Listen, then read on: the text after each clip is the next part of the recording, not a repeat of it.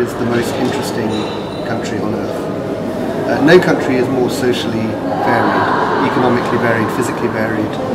There's pretty much everything. All human life is here. You're never going to get bored in India.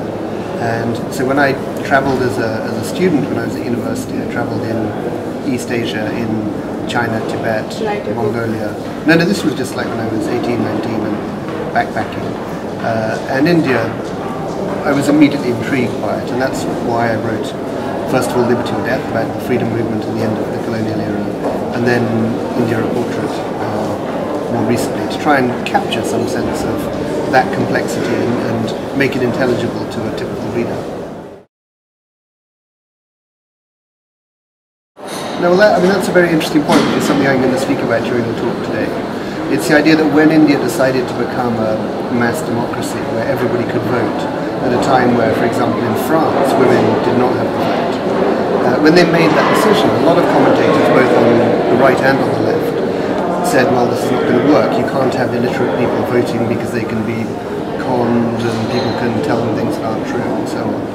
But in fact, you see democracy operating in India in some ways more efficiently than in other older democracies. So, for example, in an Indian election, if you get a turnout of voters of, say, 85% of voters, that's not unusual. In a US presidential election, if you get 55%, you're doing well. So I think that somehow democracy has become very deeply grounded in how India works, and it's tended to become quite transactional. So let's say you're illiterate and you're living in a poor rural area, and an MLA says to you, I will double the amount of power you have every day, or I will build a road to your village. It's a very clear transaction, and I think quite often that Indian democracy functions in that way. Now, it is an extraordinary thing, the idea that you can have Jawaharlal Nehru, the grandfather, revolting against the British, his son Jawaharlal Nehru becoming India's first Prime Minister, his daughter Indira Gandhi being an exceptional Prime Minister, in some ways a terrible Prime Minister, but clearly an exceptional personality. Her son Rajiv Gandhi becomes Prime Minister, gets assassinated, and now there's this debate really about what the next generation is going to do.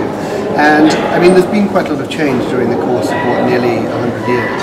And I think that now the brand of the Gandhi family perhaps is less effective and powerful than it would have been a few decades ago. In other words, as people progress economically, they have a stronger sense of self-assertion. They're less willing to rely on, one great leader who's going to solve everything for us. Well, I think he appears to be more interested in the organisation of the Congress Party.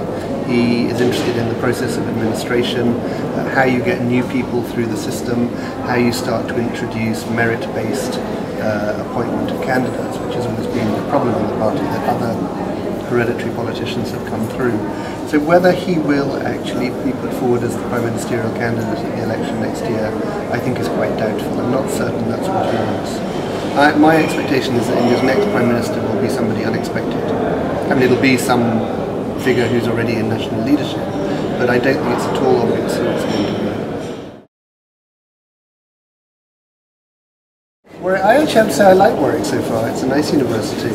I've been quite impressed by it. I think partly because it's a relatively new campus university. Some people love the crumbling buildings that are 800 years old, but I personally, for a university, I'd sooner be somewhere like this. So I'm quite enjoying it.